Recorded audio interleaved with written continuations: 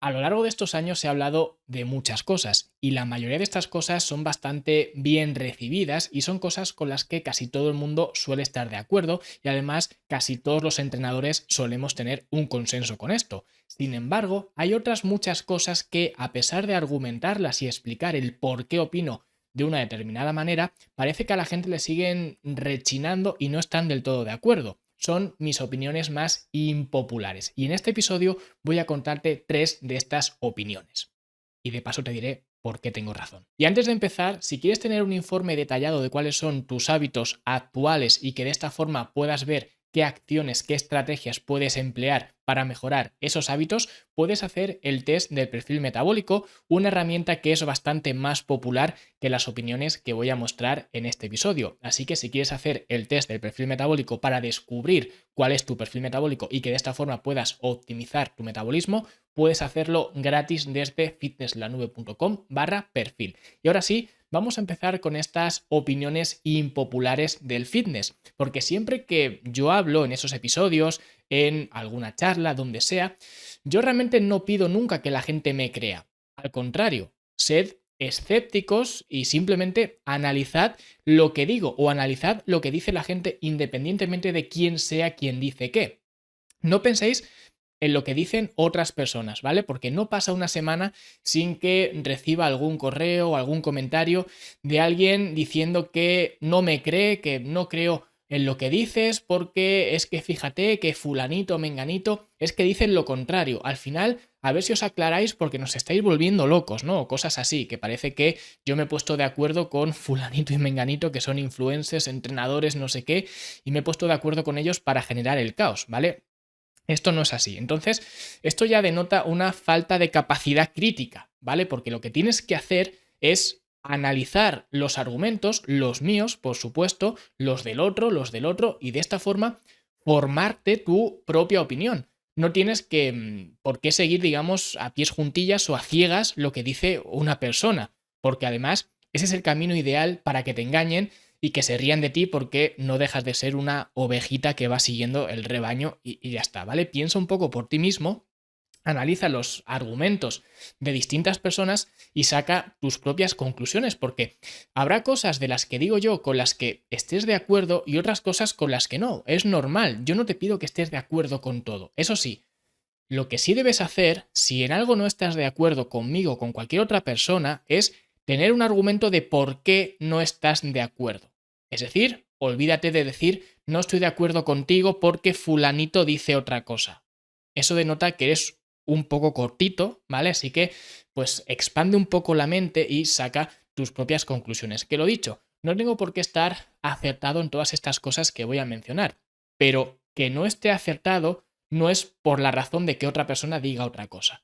Fórmate tu opinión, fórmate tu argumentación y si quieres argumentar estas tres opiniones que voy a verter en este episodio, abajo en los comentarios tienes tu oportunidad. Abstenerse, por supuesto, de falacias ad hominem y este tipo de cosas que ya directamente ni las contesto, ¿vale? El caso es que voy a contar tres cosas con las que probablemente no estés de acuerdo y con las que además vas a encontrar a muchos entrenadores y profesionales muy reputados, con muchos conocimientos, etcétera, que tampoco van a estar de acuerdo, ¿vale? Pero yo voy a dar mis argumentos de por qué opino de esta manera. Así que, en cualquier caso, vamos a comenzar con la primera opinión impopular, y es que no necesitas motivación para hacer las cosas. Que esta realmente no es una opinión del todo impopular, vamos a empezar de menos a más, porque además, en los últimos años, cada vez esta opinión de la falta de motivación, que no supone un problema y que de hecho no deberías buscar motivación,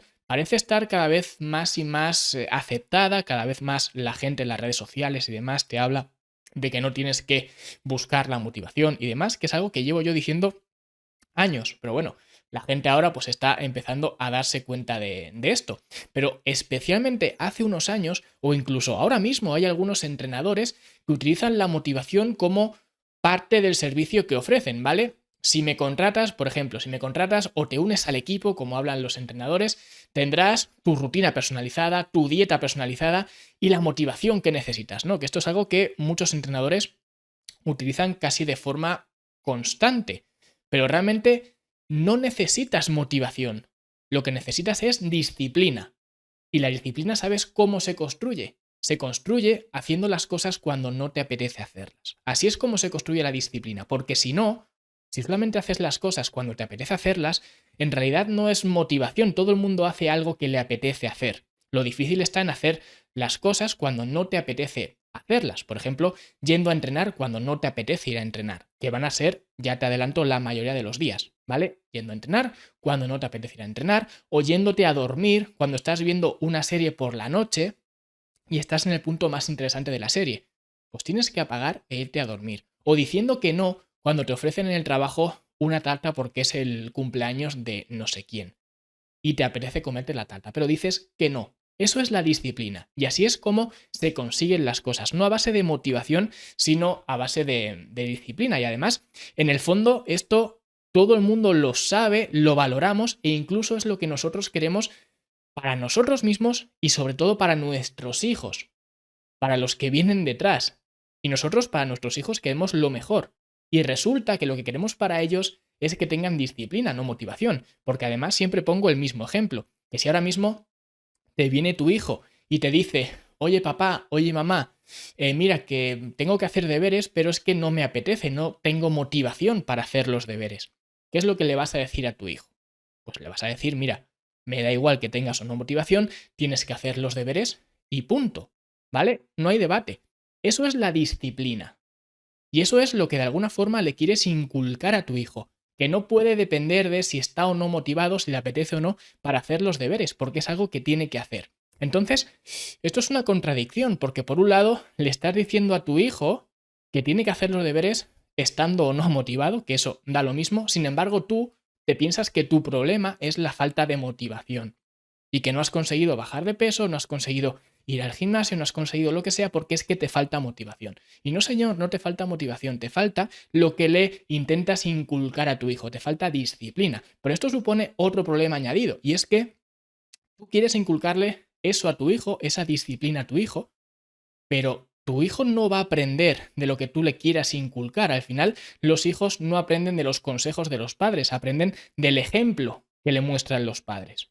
Así que si quieres que tu hijo tenga disciplina, empieza teniendo tú mismo o tú misma disciplina, ¿vale? Como decía Cicerón en la película de Gladiator, a veces hago lo que me apetece hacer, el resto del tiempo hago lo que debo. Pues esto es igual, así es la disciplina. Y vamos ahora con la segunda opinión impopular, esta vez bastante más impopular, ¿vale? Y es que la proteína es importante, pero no tan importante, ¿vale? Porque ahora mismo todo el mundo en el gimnasio venera a la proteína y realmente tiene su importancia. Al final la proteína es un macronutriente esencial. Hay algunos aminoácidos que son aminoácidos esenciales, lo que significa que tienes que aportarlos tú mediante la alimentación, pero ya está. Es decir, fuera de ahí, tampoco es que sea algo divino la proteína. Porque al igual que hay aminoácidos esenciales, también hay ácidos grasos esenciales.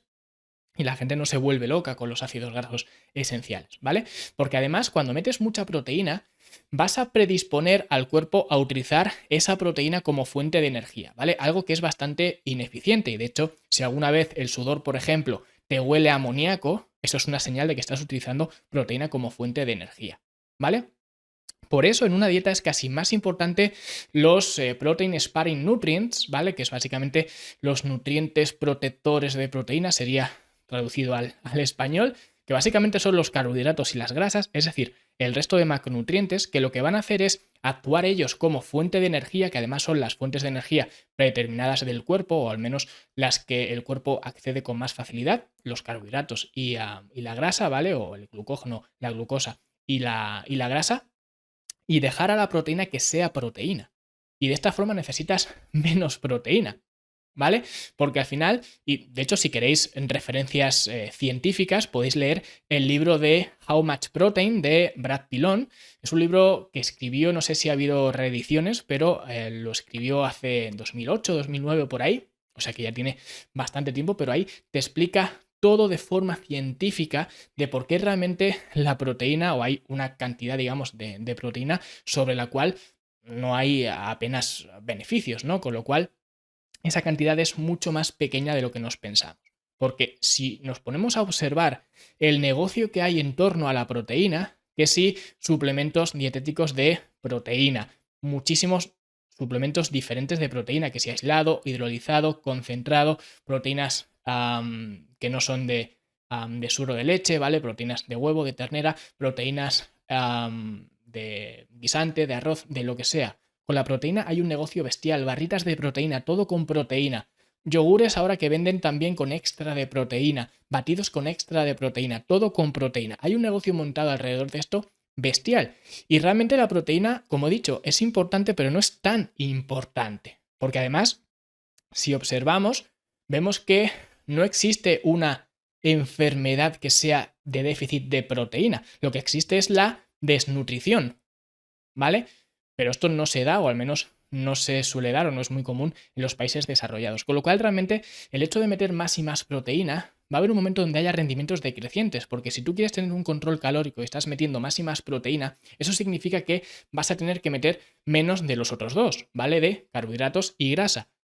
Y entonces estás reduciendo los nutrientes protectores de la proteína, ¿vale? Por meter más proteína. Y esto no solamente va a hacer que utilices más esa proteína como fuente de energía, lo que va a suponer un estrés adicional para el cuerpo, sino que además, puesto que estás metiendo más proteína, también te vas a gastar más dinero en la cesta de la compra, sencillamente porque la proteína es más cara, con lo cual no tiene ningún tipo de ventaja. Ya digo, si leéis el libro de Brad Pilon, ahí explica todo con referencias científicas y de hecho la conclusión del libro, que de hecho os voy a destripar el final, es que la cantidad óptima de proteína estaría entre 70 y 120 gramos de proteína por día. Los hombres tenderían, de forma general, los hombres son más grandes que las mujeres, etcétera. Habrá hombres más pequeños y mujeres más grandes, pero en general los hombres tenderían hacia el límite más superior, ¿vale? Más cerca de los 120 gramos diarios y las mujeres más cerca de los 70, ¿vale?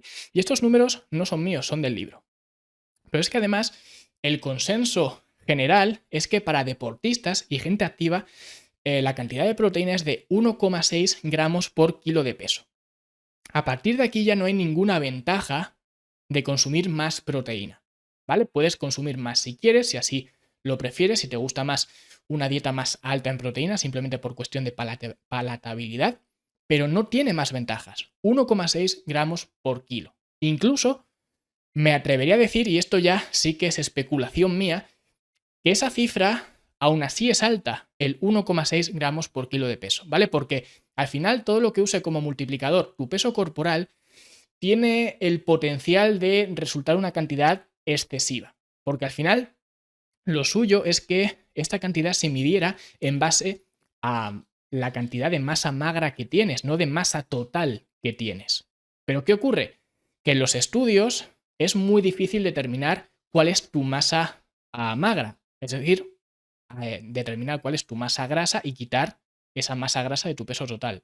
Por tanto, saber cuál es tu masa magra. Por tanto, esto hace que todos los estudios, o al menos la mayoría de ellos, utilicen el peso corporal como base. Y por eso existe el consenso de que pues se requiere 1,6 gramos de proteína por kilo de peso total, no de masa magra. Pero ya digo, lo ideal sería hacerlo de la otra forma. Lo que pasa es que es mucho más complicado y es mucho más difícil de determinar la cantidad de masa magra que realmente tienes. Por tanto, yo ahora mismo, pesando 88 kilos, serían 140 gramos de proteína, que no está tan lejos de las recomendaciones de Brad Pilon, y en cuanto baje de peso, pierda grasa corporal, ya estaré mucho más cerca de esas recomendaciones. O sea que no son tan descabelladas y vemos que no son tan elevadas como habitualmente se suelen recomendar en los mundos del fitness, que si usa mi código de descuento para mi bote de proteínas y demás, ¿vale? Así que ya lo sabéis, la proteína es importante, sí, pero no os calentéis la cabeza con ello. Y la siguiente opinión impopular, que esta ya sí que es, si la anterior era impopular, esta ya es impopular del todo, y aquí ya vendrá la gente con las antorchas a mi casa para quemarme vivo, es que los ejercicios compuestos no son mejores que los ejercicios de aislamiento, ¿vale? Tengo que decir que no son mejores, pero tampoco es que sean peores. Es decir, simplemente que un ejercicio sea compuesto significa que interviene más de una articulación al mismo tiempo. Pero también hay que coger esto con pinzas, porque ¿qué significa interviene? Porque, por ejemplo, si yo cojo un curl de bíceps con barra, eso sería un ejercicio de aislamiento, porque estoy moviendo simplemente el codo. Entonces es una sola articulación. Pero ¿qué pasa con los erectores espinales que me están manteniendo en posición vertical para evitar que el peso que tengo en la barra me traslade hacia adelante? ¿O qué pasa con los flexores y extensores de muñeca que me están manteniendo la muñeca en una posición neutra? Eso también está trabajando. Con lo cual no solamente que trabaje solo el bíceps y ya está, o incluso el abdomen para mantener esa tensión y estar vertical.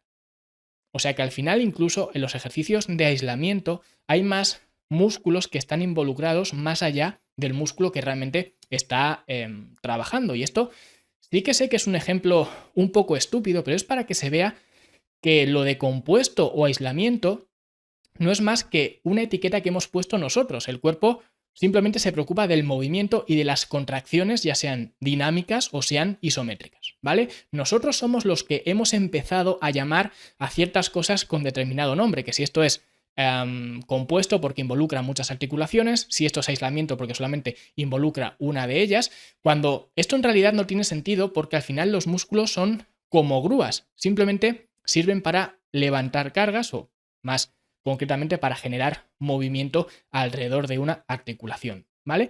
Eso significa que un músculo tiene un origen y una inserción, o varios orígenes, pero bueno, un origen y una inserción, y de lo que se trata es de acercar la inserción al origen, y ya está, esa es la esencia del trabajo de musculación. Eso es lo que te va a permitir ganar masa muscular, es lo que te va a permitir protegerte contra la sarcopenia y es básicamente lo que se busca cuando estamos dentro del gimnasio, acercar la inserción al origen de un músculo, ¿vale? Y realmente esa labor de acercar, digamos, la inserción al origen, eso es lo que va a hacer que trabaje el músculo, que haya más músculos involucrados en el ejercicio que tú estás haciendo, realmente a ese músculo en concreto le da igual. El músculo es como Las Vegas, lo que pasa en el músculo se queda en el músculo y ya está. Lo que significa que si tú estás haciendo un trabajo de un ejercicio compuesto porque estás haciendo un movimiento que requiere el trabajo de varias articulaciones corriendo al mismo tiempo o moviéndose al mismo tiempo, al músculo le va a dar igual, a cada músculo, digamos, en concreto, porque al final lo que le importa a ese músculo es el esfuerzo que tiene que hacer esa articulación para mover, digamos, o ese músculo para mover la articulación, que esto es el torque. Eso es lo que realmente importa. Y da igual que sea un ejercicio de aislamiento o sea un ejercicio compuesto, da lo mismo. Lo que significa que en un ejercicio compuesto, puesto que vas a trabajar con más articulaciones y más músculos a la vez, eso te va a permitir mover más carga que, por ejemplo, en un ejercicio de aislamiento. ¿Esto es mejor o es peor? Bueno, pues no es ni mejor ni peor. Al final, eso lo único que significa es que probablemente te va a requerir que levantes más peso, que muevas más carga, y esto puede ser un problema. ¿Por qué puede ser un problema? Porque sí, tú estás moviendo más carga, pero al final esa carga la tiene que absorber tu estructura corporal. Y yo en lo personal prefiero levantar 25 kilos y estimular un 100% el grupo muscular que yo quiera que levantar 100 kilos para estimular un 25% el grupo muscular que yo quiero. Porque al final, si levanto 100 kilos, esto implica que voy a alimentar mi ego, por supuesto, porque estoy moviendo mucha carga, y esto nos gusta a todos, las cosas como son, pero también significa que esos 100 kilos los tiene que absorber mi estructura en general. Y eso sí que puede ser un problema potencial, especialmente si entrenas de forma intensa y durante muchos años. Por eso es muy complicado, no voy a decir imposible, pero es muy complicado encontrar a una persona que tenga 50 o 60 años, que lleve entrenando toda la vida de forma muy intensa y que no tenga alguna lesión, o pasada, o presente, o futura si sigue haciendo lo que está haciendo.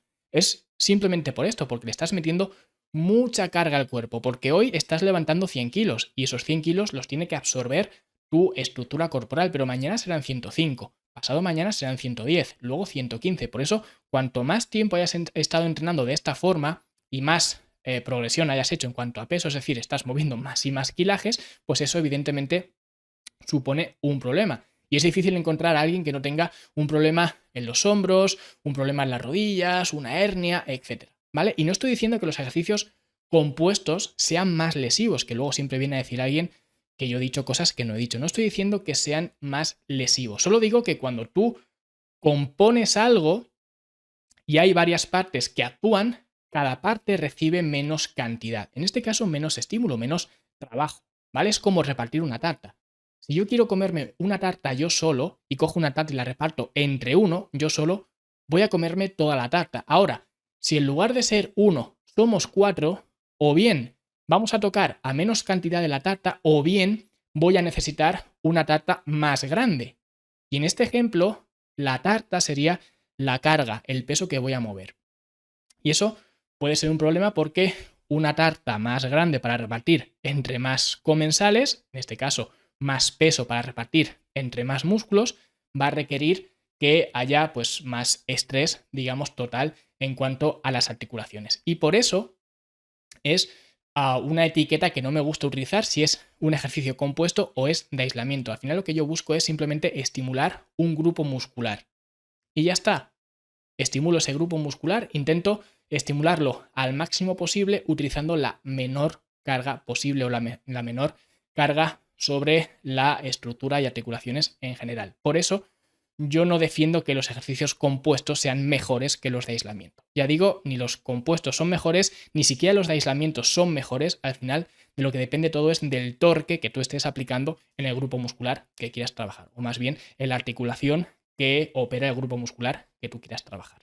Y estas son las tres opiniones más impopulares del fitness. Podría seguir más porque tengo muchas más y si os ha gustado el episodio, pues más adelante podría hacer otro episodio con algunas más. Pero es para que veáis que yo puedo estar acertado o equivocado, pero al menos fundamento lo que digo, argumento lo que pienso y quizás dentro de unos años piense de forma diferente. Hace unos años pensaba de forma diferente ahora, ¿vale? Y eso está bien, eso se llama aprender.